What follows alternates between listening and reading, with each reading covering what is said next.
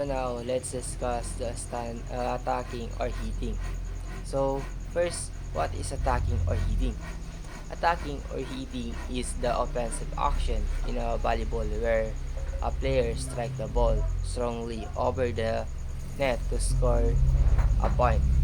So, ang goal nito ay may padala ang bola sa kabilang side ng court in a way na hindi ito may balik ng kalaban. So usually ginagawa ito sa may net at may force or power para mas mahirap ang or mas mahirapan ang opponent. In short, attacking is used to score points. So standing attack, next is standing attack. Standing attack is done while the player is standing on the ground. So kumbaga hindi siya tumatalon. So paano ito ginagawa?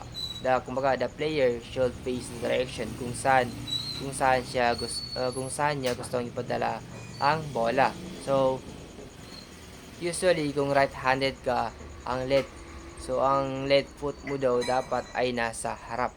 Then the player swing the arm and hits the ball with control. So ginagamit ito ang standing attack kapag mababa ang net, mababa ang set, and hindi kailangan ng sobrang lakas, kumbaga sakto lang, or during practice. So in short, standing attack is more about control kaysa sa power. So now, let's move to the jumping attack. Jumping attack is more powerful. Jumping attack is more powerful. So, let's move to the jumping attack. So, jumping attack is more powerful than standing attack. So, kumbaga ito ang madalas natin makikita sa actual games. So, tinatawag din itong spike. Kumbaga, paano ito ginagawa? So, kumbaga, the player approach the nets. Kumbaga, yung player daw is mag-approach papuntang net. And also, tatalon siya. Kumbaga, tatalon siya habang nasa ere. Then, yung kamay niya is dominant arm. Kumbaga, yung kamay niya is naka-ready na kumbaga yung kamay niya is nasa taas na. Kumbaga, ready na ba?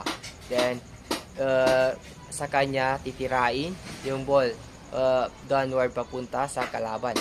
Then, and also, ang purpose nito is, kumbaga, mas malakas na attack, mas mahirap i-block, and also mas mataas ang chance na makaka-score sila or yung tumira. Kumbaga, jumping attack focus on power, timing, and proper body coordination. So next is blocking. So blocking is a defensive skills used near the net to stop or deflect the opponent's attack. So ginagawa ito sa pamamagitan ng pigilan yung spike ng kalaban, and also ibalik agad ang bola sa kabilang side. Kumbaga, depende sa'yo kung saan mo ihulog or paano ka diniskarte, and also papagalin yung bola para madaling madig ng teammates. And last is digging. Digging is a defensive skills used to receive or save the ball from a strong or spike. So usually ginagawa ito gamit ang forearms. O kumbaga, paano ito ginagawa? Kumbaga, bend your knees. Kumbaga, bend mo yung tuhod mo and keep your arms straight and join your hands together and also receive the ball using your forearms. So that's all my report. Thank you.